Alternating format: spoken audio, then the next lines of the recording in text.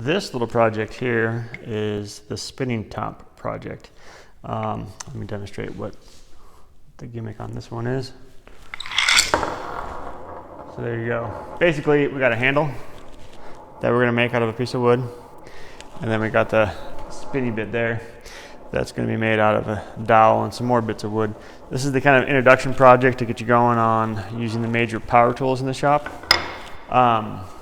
So what we're gonna do to start off with is take this template right here.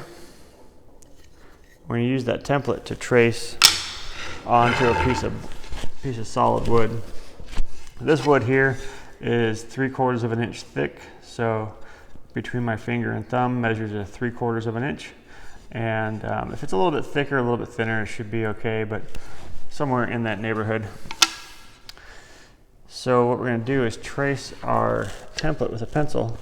And when I do, I wanna make sure that it's using the majority of the board. So right here, if you look, you can get two,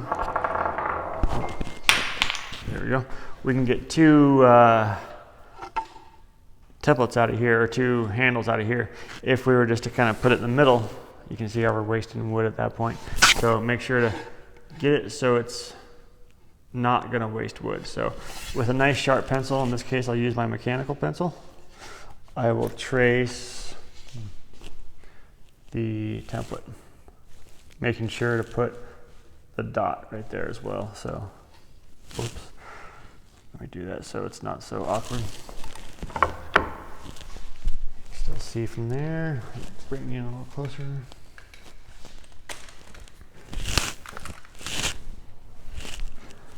All right, so a nice pressure down, and we will trace the template onto the wood. Again, making sure we don't forget about that little hole. And it's always easier without filming yourself doing it.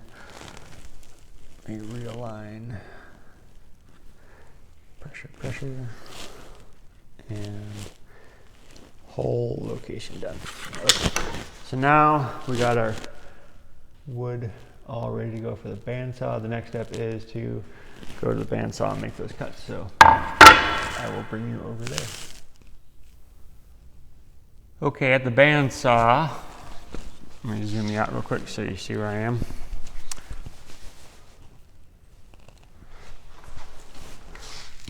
At the bandsaw, we will be cutting out the handle part. So to do that, first I'm going to adjust the guard of the bandsaw so that it's about 1/4 inch above the work, like on the safety test. So we're going to loosen this hand wheel right here. We'll loosen that hand wheel. Sorry for the jumpiness here. And that is going to allow me to tighten up or adjust the guard so it's about 1/4 inch or pencil width above the wood. Tighten it back down. And now we're right where we want to be. So I'm going to cut next to the line, but I want to leave some room for sanding, and that's going to make sense a little bit later. So let me get you in a little bit tighter here again. And I have the dust collectors turned off or bypassed for right now, so we won't be needing those for just this one cut. So I'll just turn the saw on and get going.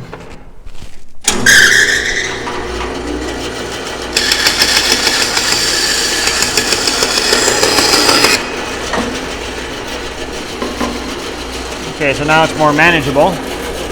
What I'm going to do is just go right next to that line.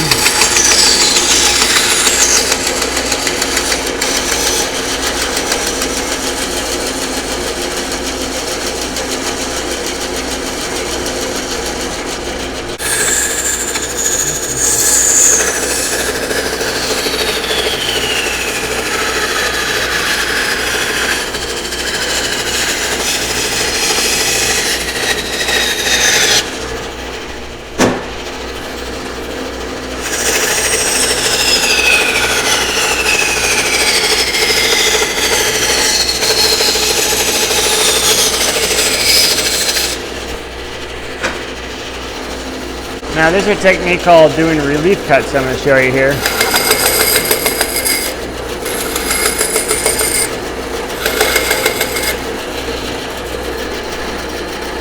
So those are called relief cuts, and what you can do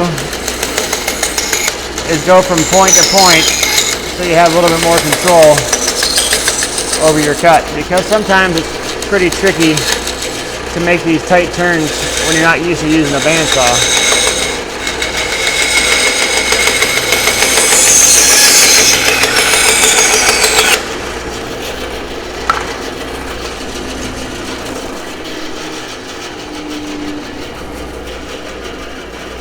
So you see the line there. Got a little chunky over there, but that's okay, I can still see the line. Next we're going to go to the sanding machines and sand to the line. So let me pause it there. Okay, we're here at the disc sander. And the disc sander is nothing more than a flat piece of metal with a piece of sandpaper glued on it. This particular disc sander spins this way. So what you want to do is visualize a line right down the middle like this. And let me get you closer on that. We want to stay on this side of the line, because if you're on the correct side of the line, the force of the sandpaper is forcing the wood into the table. However, if you're on this side of the line and you put the wood into the sandpaper, you can see what would happen. Obviously not a big deal when it's spinning slow, but as it gets moving, it can cut your finger underneath and smash your finger, and that wouldn't be very comfortable. Okay, so what we're going to do is just sand this part right here and this part right here. And this is why I left a little bit of the line there, so I can sand to the line. We have more control and get a cleaner finish if we can sand to a line rather than cut to a line in most cases. In this case, the bandsaw leaves us a ragged edge, and we're going to use the disc sander to sand to the line. This machine does need the dust collector on, so let me go ahead and turn that on, and we'll sand to the line.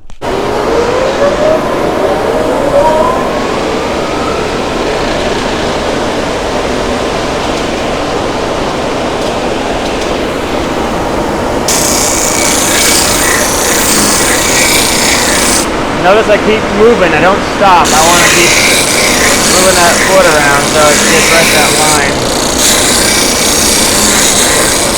And pay attention to this hand over here too. We don't want that smacking against that sandpaper.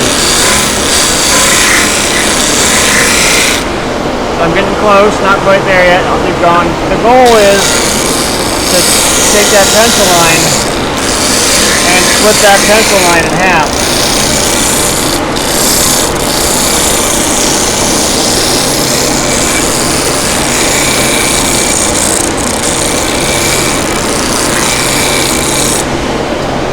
Right there, we're nice and smooth. We're right next to that pencil line. We still see it a little bit, and that's okay. We'll do the other side next.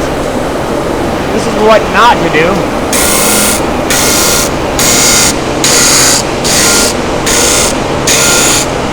If you do that, you end up with a bunch of flat spots. So that's a flat spot, next to a flat spot, next to a flat spot. You don't want that. So you want to keep moving.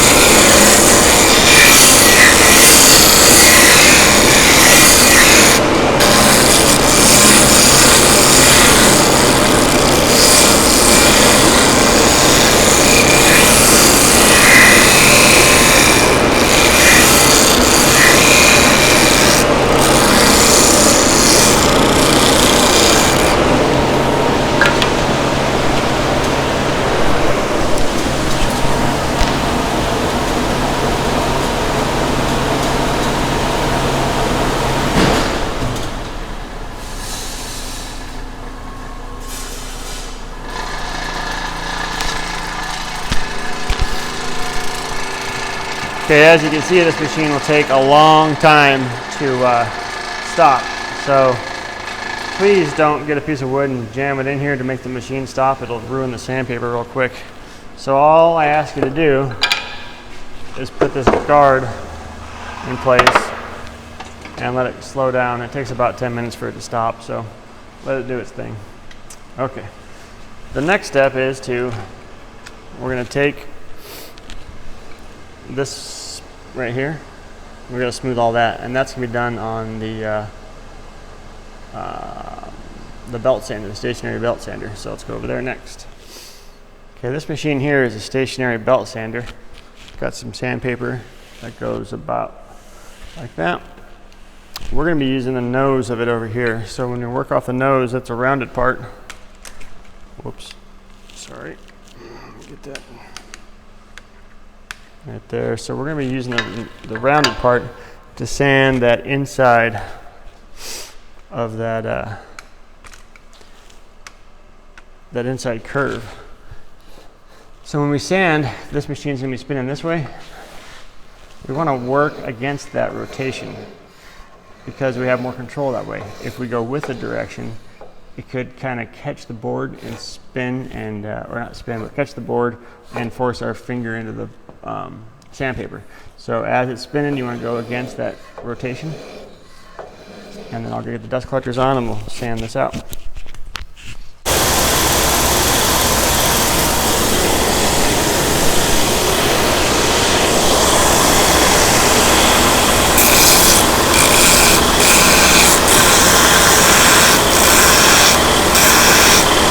Again, I want to make sure that I'm moving the whole time. I don't want to end up with a bunch of flat spots.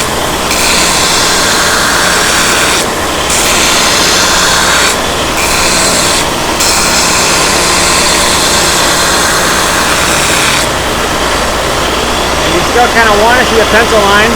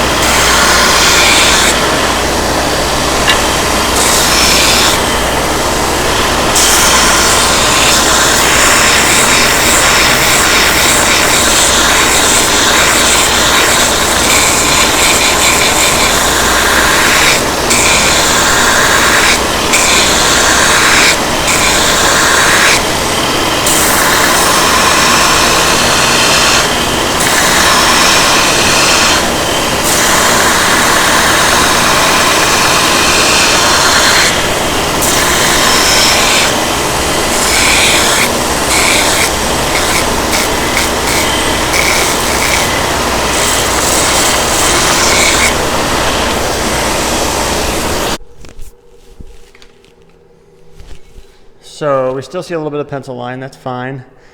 But what we want to do is feel that wood to make sure it doesn't have any bumps in it. Nice and smooth. And that's it. So we're done cutting and sanding the profile of this handle. The next step will be to use the drill press. We'll do that in a different video.